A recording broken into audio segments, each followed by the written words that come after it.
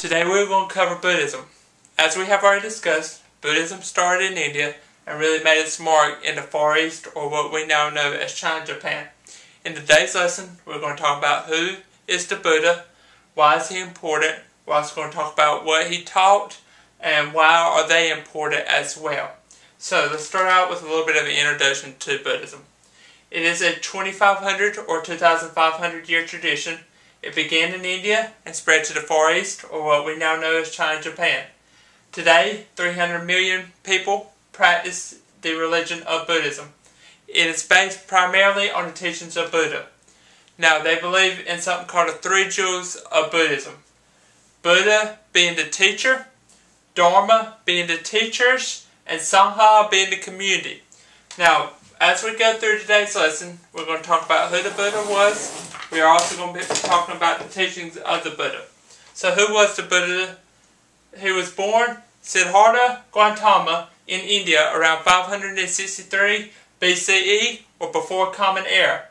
His family raised him to be a king of his area, but at the age of 29, he rejected the idea of being king. He wanted to go out into the world beyond his city walls to seek enlightenment and a solution to suffering. Now, he went out into his community and saw several things. He saw a sick person really for the first time. He saw a dead person really for the first time. He saw really a homeless person for the first time. For 6 years, he saw this. And it really upset him enough that he didn't go back. He tried to figure the solution out to suffering. At the age of 35, he officially achieved this solution. He reached something called nirvana, which is translated to the awakening to the truth of life. At the age of 35, he also got the name of Buddha, which basically correlates or mirrors the idea of nirvana. So Buddha and nirvana mirror each other. Now, he came up with several ideas to teach his followers. The first main idea that he taught his followers were the Four Noble Truths. The Four Noble Truths basically say the following. He said, to live is to suffer. In your life, if you are a member of the Buddhist religion, you are going to have to suffer in your life. Whether that be a hardship in your life, you lost your wealth, you have a family member that is going through a troubling time, you lost a family member close to you lost a friend close to you, that is suffering in your life. You have lost your job, whatever. The cause of suffering is self-centered desire. He also said that self-centered desire is the reason for sometimes people suffer. Now, what is self-centered desire? Let's say you don't have any money, but you find some money, and the first thing you do, instead of buying some food or buying some clothing, you decide that you want to buy you a new car or a new boat, a Carolina Skiff boat. That is self-centered desire, because you don't really need the boat or the car, but you decide to buy it anyway. As a result, you become hungry.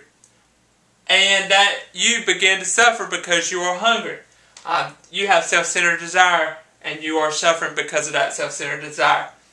He also came up with a solution for this problem, this second problem.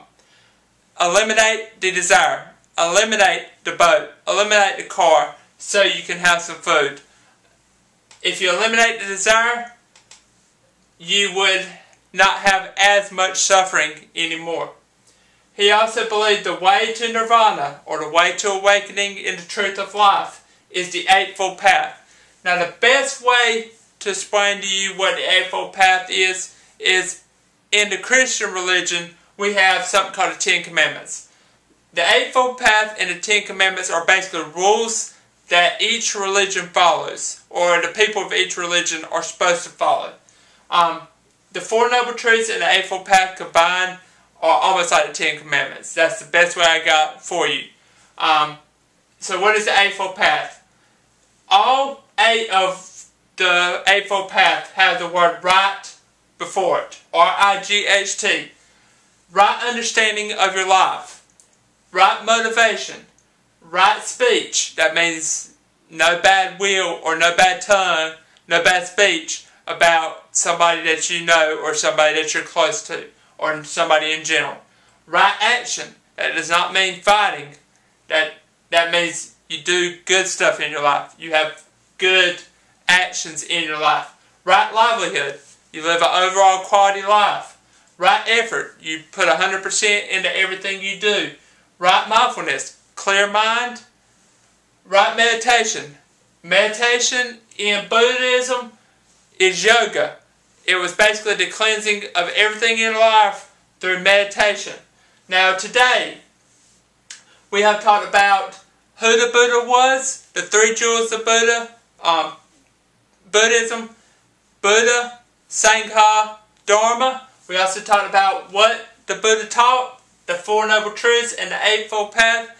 And this ends the Buddhism lesson for today.